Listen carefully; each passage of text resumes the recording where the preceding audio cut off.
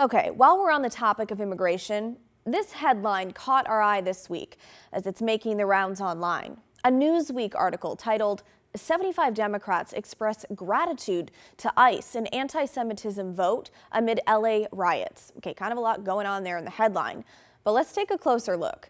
Two of the Democrats who apparently expressed their gratitude to ICE are from our area, Janelle Bynum of Oregon and Marie Gluesenkamp-Perez of Southwest Washington. Now, if you support either of those candidates, you may be surprised that they would express such gratitude, considering the political heat surrounding ICE and the president's immigration policies. But this is a situation where that Newsweek headline is a bit misleading. Let's take a closer look.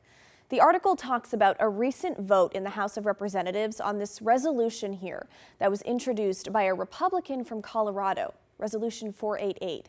It's just over 2 pages long and condemns the recent terrorist attack in Boulder, Colorado, where a man who was in the U.S. illegally burned over a dozen people in an anti-Semitic attack.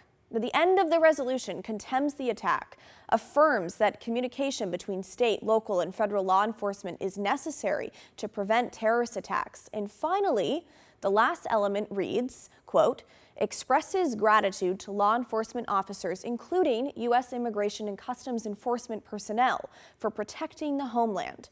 So, while the Newsweek headline makes it seem like the main crux of the resolution was all about gratitude for ICE, it was actually about condemning the terrorist attack in Boulder, with a final footnote, you could say, about ICE. When we asked the reps about their yes votes, Gluesenkamp-Perez told us, after the horrific attack with Molotov cocktails, an improvised flamethrower against Jewish Americans in Colorado peacefully demonstrating for the return of hostages, I stood with an overwhelming majority of my bipartisan colleagues to condemn anti-Semitic violence in the strongest terms.